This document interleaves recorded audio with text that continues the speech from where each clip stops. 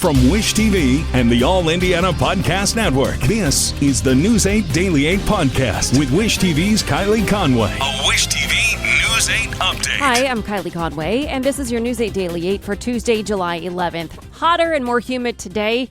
There'll be a lot of sunshine with a breeze out of the south. It will all equate to highs in the upper 80s to low 90s, but overall a nice summer day. I want to make something clear. The investigation to this point shows clearly that this was an intentional act of homicide and will be investigated as such.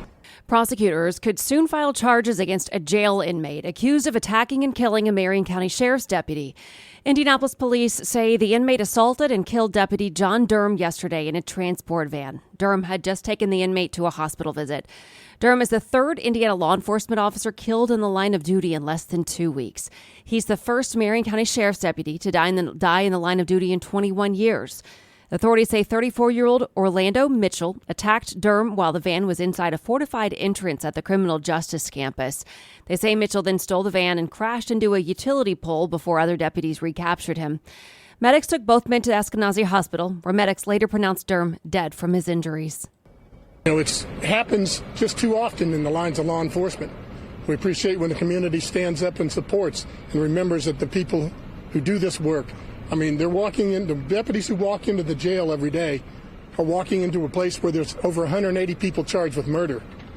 There's 2,400 prisoners out over there. And a lot of them think that they want to escape, and some of them take extreme measures like this guy did today. Online court records do not indicate Mitchell is out of the hospital this morning. IMPD said Mitchell was stable at last check. Inmate learned Mitchell has been in jail since September, awaiting trial for the murder of his ex-girlfriend, Crystal Walton. Police say Mitchell shot Walton as she was dropping off her children at a daycare at 10th and Holmes on September 16th. Police found Mitchell 3 hours later at a bus stop with a rifle. Officers shot and arrested him after he refused to drop the rifle. And a memorial is growing as people mourn the fallen deputy outside the Community Justice Center. The Marion County Sheriff's Office says that they are thankful for all of the support they've received. If you'd like to show your respect, you can come to see the memorial wagon. It's in the northeast corner of the public parking area. We have gathered all the details for you about the investigation and Deputy Durham online. You can find the story in the As Seen on Wish TV section of wishtv.com. To Perry County now, which is also mourning a law enforcement officer. Monday marked the funeral service for Tell City Police Sergeant Heather Glenn. She was shot to death on duty last week. Family and friends honored Glenn during services at Tell City High School. The police chief explained that law enforcement was a Glenn family tradition. Heather had the opportunity to work alongside her father, Sergeant Bob Glenn.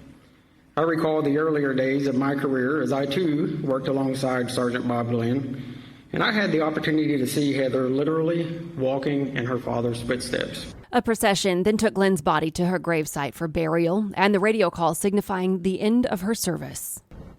There is no greater love than a person that would lay down their life for another. Tell City Police Department Sergeant Heather James Glenn. Tell City 338, 1042. She has gone home now for the final time.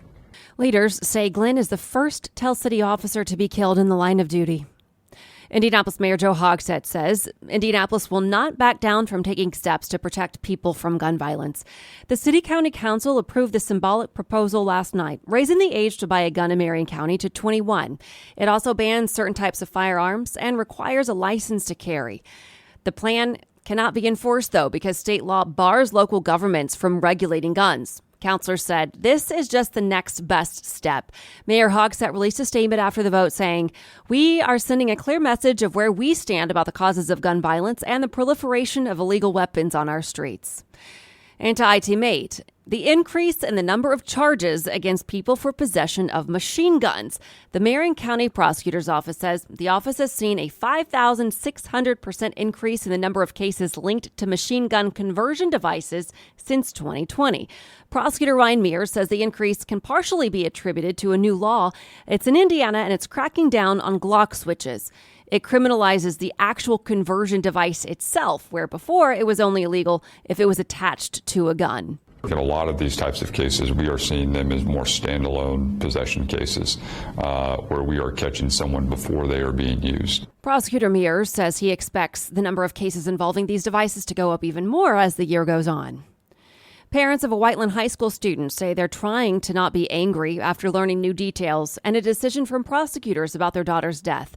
Elena Dildine died in the school pool in May. The coroner ruled she suffered seizures that led to the drowning. Investigators now say her body was in the water for nearly an hour, 52 minutes, including a change of classes before someone spotted her. Prosecutors say no one will face criminal charges and that the question of negligence is a civil court matter. Dildine's parents issued a statement Monday saying, "We are still in shock at the loss of Elena, and we are trying our best not to feel angry, but it is hard. As we continue to mourn, we ask the school corporation to implement new swimming pool policies to keep all students safe so no other family has to experience such a profound loss." The family's attorney says the district fired the lifeguard, but that the family wants disciplinary action for the teacher, too. Former Indiana Attorney General Curtis Hill is throwing his name into the race for the state's next governor. This 5 years after his law license was briefly suspended over sexual misconduct allegations. Hill formally announced his campaign yesterday morning. He says voters are ready for a true conservative candidate. He spoke with News 8's government reporter Garrett Berquist on what sets him apart from the rest of the Republican primary field. Well, experience and leadership. I have run in a race where I was the most successful vote getter in that particular race. So I had a demonstrated winning ability, but also my service as Attorney General demonstrated my conservative values, my work ethic, and our ability to run a major executive office. So I think that I've got the background and the record to demonstrate what type of leadership we'll need for a future that's very uncertain, for a future that's very challenging. You can see the full interview with Hill this Sunday on All Indiana Politics. It airs at 9:30 right after daybreak on Wish TV. Police say they are overwhelmed with a rise in Kia car thefts across Indianapolis. According to IMPD, a TikTok challenge is encouraging people to steal them. The department says Kia thefts are up 350% compared to this time last year. The department says people should park in well-lit areas and should not leave their car running unattended to help prevent car thefts. The Indiana Department of Education is launching a new licensing assistance program for teachers to lead STEM classes. It's part of a partnership with the Education Service Centers of Indiana to help pay for tuition, books, and material fees. The State Department of Education says the program is for prospective educators and current teachers who want to lead STEM courses. Rescuers have recovered the bodies of at least 5 people killed in a helicopter crash near Mount Everest. Authorities are still searching for one other person. According to a chief government administrator, the helicopter was returning to Nepal's capital after a sightseeing trip. Officials think the tourists on board may be from Mexico, while the pilot is from Nepal. Airport officials say weather conditions changed the planned flight route. It's not clear what caused the crash. Today, the NATO Summit begins in Lithuania. President Biden arrived yesterday on Air Force One for the annual international gathering of leaders. Biden is expected to have a meeting with Ukrainian President Volodymyr Zelensky during his visit. Zelensky's been pushing for an invite for the country to join NATO. The news of a meeting between the two comes after Turkey agreed to back Sweden's bid into the organization. Officials say they cannot do the same yet with Ukraine while it's in the middle of its war with Russia. What we need to do is focus on making sure Ukraine wins the war. And, of course, the result of that war will have a lot to do with whether Ukraine gets into NATO. You just heard from Representative Seth Moulton of the House Armed Services Committee. Biden and Zelensky are expected to address the matter when they meet at the summit. Lawyers of former President Donald Trump are asking a judge to postpone his criminal trial over classified documents. Trump's attorneys submitted a filing late yesterday, citing the upcoming election as reason to delay the trial. They also argue that the case has a large volume of documents and footage under review. Trump's team didn't request a specific date, though the Justice Department has proposed pushing the trial to December. Right now, it's set to start next month. One of Larry Nassar's victims says she's not happy he was stabbed. Corrections officers say Nassar was stabbed 10 times Sunday in federal prison in Florida. Nassar is the disgraced sports doctor serving the rest of his life in prison for child pornography and sexual crimes against hundreds of young athletes. Nassar was a longtime doctor for Indianapolis-based USA Gymnastics. Ashley Erickson survived his abuses and says she believes most of his victims do not wish violence against him.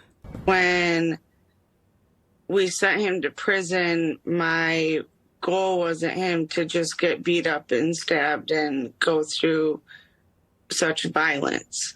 I just wanted for him to pay for his time of all the stuff that he did to us. Authorities say Nasser is stable and an internal investigation is underway into how the stabbing happened. An expert witness says the man convicted in the Pittsburgh synagogue mass shooting does not have psychosis. Attorneys for Robert Bowers argue Bowers has schizophrenia. Prosecutors say he killed 11 people at the Tree of Life synagogue in 2018. Psychiatrist Park Dietz has testified about several high-profile defendants, including Jeffrey Dahmer. He told a judge yesterday he spoke with Bowers for 13 hours and disagrees with the defense's diagnosis. He says the issue is whether Bowers' actions were a result of delusions or belief in an ideology. A jury is deciding whether Bowers is eligible for the death penalty. The Indiana Department of Health is offering nearly $4,000 worth of free health screenings this week. It's the 37th annual Indiana Black and Minority Health Fair. The Department of Health says this year's theme is healthful living. The fair runs Thursday through Sunday with different hours of operation each day. Thursday, it runs 4 to 8.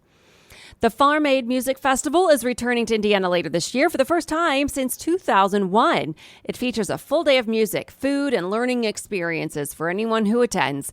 Event organizers say a variety of artists will perform, including Willie Nelson, Neil Young, John Mellencamp, and Dave Matthews. The festival will also shine a light on climate change and sustainable farming practices. This is the third time the festival has come to Indiana. It's taking place this year at Ruoff Music Center in Noblesville on September 23rd. General admission tickets go on sale this Saturday. To business headlines, Amazon's Prime Day begins today.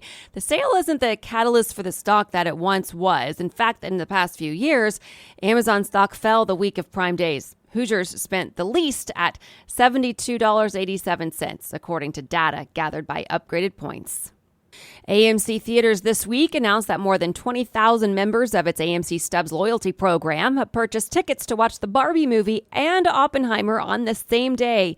It's being called Barbenheimer. Both movies are released July 21st. Credit card late fees could soon be slashed. The Consumer Financial Protection Bureau proposed cutting the late fees to $8. Right now, they can run as high as $41. The banking industry is against the proposed rules. Bud Light no longer ranks among America's top 10 beers. The brand fell from its spot as the 9th most popular beer last year to its current spot at 14.